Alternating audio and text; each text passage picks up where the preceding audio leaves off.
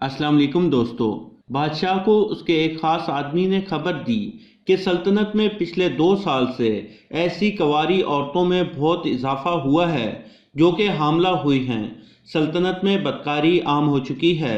बादशाह को सर से पांव तक पसीना आ गया और वो गश खाकर गिर पड़ा। होश आने पर आदमी ने बादशाह से पूछा कि आपको अचानक क्या हुआ।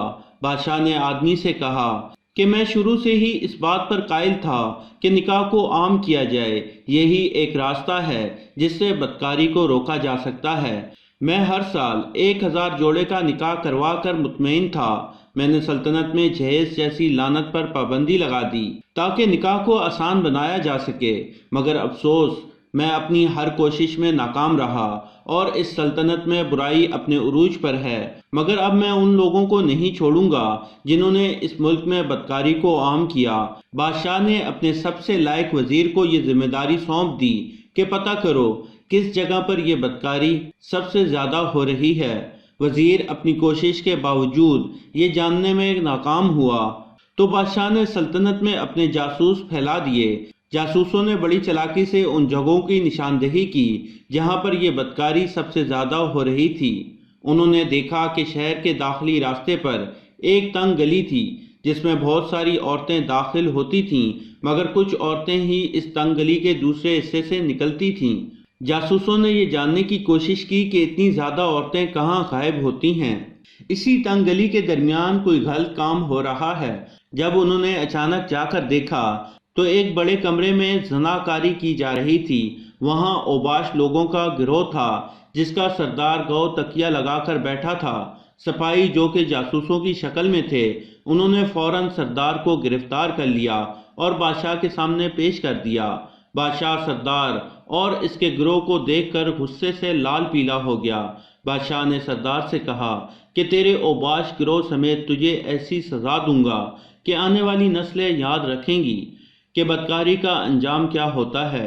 सरदार ने कहका लगाया और बादशाह से कहा कि हमें मारने से इस मुल्क में कभी भी बुराई का खात्मा नहीं हो सकता, क्योंकि आपके मुल्क में प्यासा खुद बदकारी की तलाश में मारा मारा फिरता है। बादशाह ने कहा कि तुम कहना क्या चाहते हो, तुम्हारा मतलब नहीं समझा। सरदार ने कहा कि औरतें खुद हमें अपनी तरफ रागिब करती हैं। इनकी हरकत से हमें मालूम हो जाता है कि कौन सी औरत क्या चाहती है। हमने एक तंग गली के सामने एक रिहायशगाह बनाई हुई थी। गली में गुजरते हुए जिस औरत का भी बुराई करने का इरादा होता तो वो अपने पाँव जोर से जमीन पर मारती थी। इनके पाँव में बंधी पायल की आवाज से हमें इशारा मिल जाता और हम इस औरत को उठाकर अपनी रिहायशगाह ले आते। इस गली से इज्जतदार और शरीफ औरतें भी गुजरती थी जिनको हमने कभी तंग नहीं किया। इस शहर की हर औरत जिसके पाँव में पायल है वो हमारे पास आ चुकी है। बादशाह ने कहा, इन बदबख्त औरतों को मैं बाद में देख लूंगा, पहले तुम लोगों को मैं जरूर निशाने इबरत बनाऊंगा। बादशाह ने सरदार और इसके 40 नौजवानों के सर तन से जुदा कर दिए और इनके सर शहर के चौक में लटका दिए गए। इसी दौरान बादशाह ने शहर की सारी कंवारी लड़कियों को एक जगह इकट्ठा होने का हुक्म दिया।